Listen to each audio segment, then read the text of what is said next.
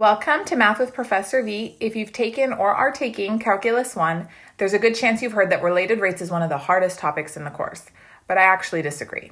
I think students make it much harder than it needs to be because they overcomplicate the process. So today I'm going to show you one simple strategy that works every single time. And before we jump into that example, here's the process I use for every related rates problem. So first, draw a picture. Second, write an equation relating the variables.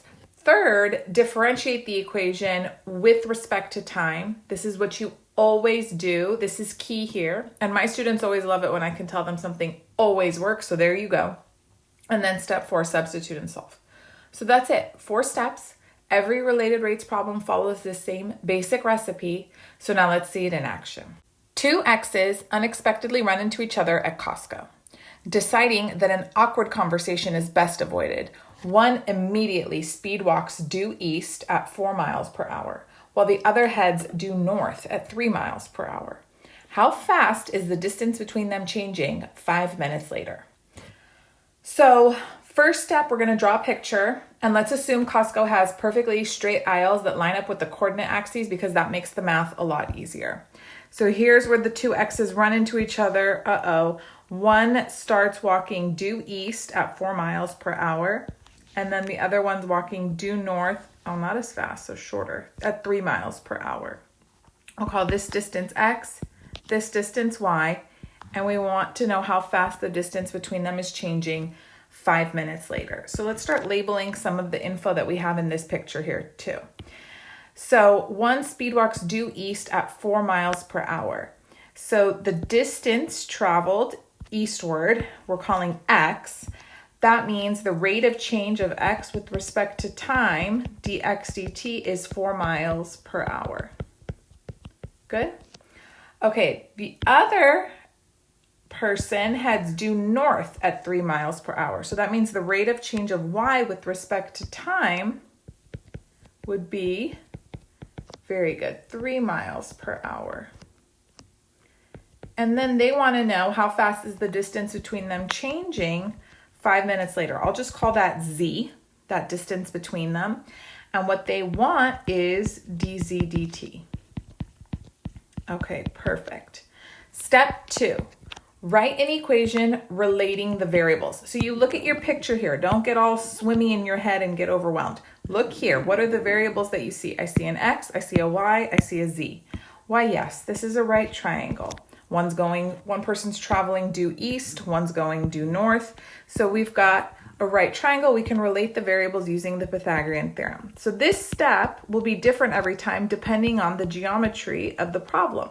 So whatever appropriate formula relates the variables, that's the one that you need to pull out of your hat, okay?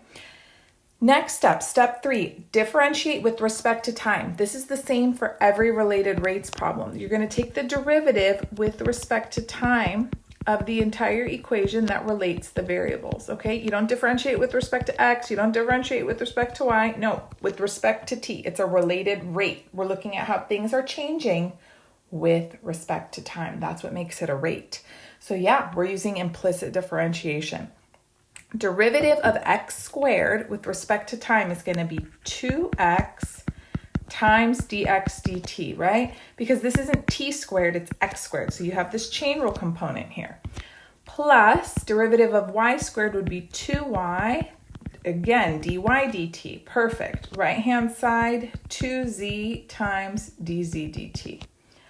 Okay, perfect. Look at that. Step 3 is done. Now we're on to step 4, which says we're going to substitute and solve. So who are we solving for? Well, they told me they want dz dt, the rate at which the distance between them is changing.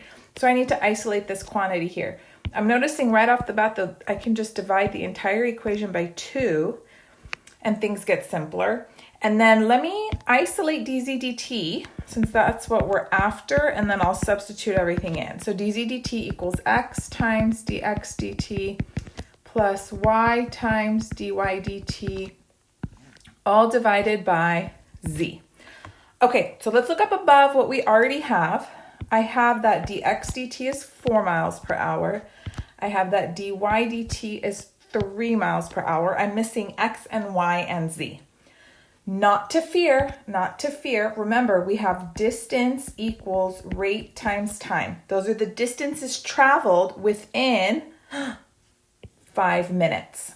Now, be super careful here because all of these rates are being given in miles per hour. So we have to convert that. T is 5 minutes. To put that into hours, I would divide by 60, right? So it's 1/12 of an hour. So they want to know how fast is the distance between them changing when T is 1/12 of an hour. So I need to know what X and Y are and Z at 1/12 of an hour. Well, X, that distance, is going to be the rate, which is 4 miles per hour, times 1/12 of an hour. So 4 times 1/12, 1/3 of a mile. Similarly, the distance Y traveled by the other person is going to be 3 miles per hour times 1/12 of an hour, which is going to be 1/4 of a mile. And then how do I find Z? Well, don't we have an equation that relates all the variables? Yes, so we're going to utilize it again. I'm not taking any derivatives now. I'm just trying to figure out what Z is at 1/12 of an hour. So we've got X squared plus Y squared is Z squared. 1/9 plus 1/16 is Z squared. I'm going to get a common denominator. It's 144. So I have 16 plus 9 over 144 is Z squared. Z won't be negative, so I don't have to put plus or minus. It'll be square root of 25 over 144, which is 5/12. Okay? So all of these, you're going to plop them in. 1/3 right there. Good. 1/4 right there. 5/12 there. Now we're ready for business. So dz dt equals X is 1/3 times dx dt. Where did you go, dx dt? Oh, there you are up there. 4 miles per hour plus Y is 1/4. dy dt was 3 miles per hour over Z, which is 5/12. So this ends up being 4/3 plus 3/4 over 5/12. You can multiply everybody by 12 or just get a common denominator. 16 plus 9 over 12 over 5 over 12. The 12s cancel. Yes, they do. So then I have 16 plus 9, that's 25 over 5. And then simplify, that's going to be 5. And then don't forget, always put units on your final answer for a related rate. So how do you know what the units are? Look here at the derivative that you just solved for. dz, z is that distance here between the x's. That's being measured in miles. So miles in the numerator, t is hours. So just match the units according to the derivative that you're finding, okay? Then if it's dv dt, it would be some quantity cubed over time. You can always figure it out based on what you're asking for. So that's really all there is to related rates. Notice the story could change completely. These two x's could be sailboats, or they could be trains, or they could be a man and a woman, or there could be some other scenario concocted, but the process stays exactly the same. So draw a picture, write an equation relating the variables, differentiate the equation with respect to time, and then substitute the information you're given and solve. If you'd like more practice with related rates, be sure to check out my complete Calculus 1 video lectures playlist here on YouTube, where I have so many more related rates examples worked out from start to finish. And if you're looking for a more structured learning experience with guided notes, practice problems for every lesson, study guides, sample exams, scoring rubrics, and so much more, head over to ProfessorVmath.com. Thanks so much for watching. Don't forget to give the video a thumbs up, subscribe if you haven't already, and you can also follow me on Instagram and TikTok, Math with Professor V. I'll be back sooner than later. Bye, guys.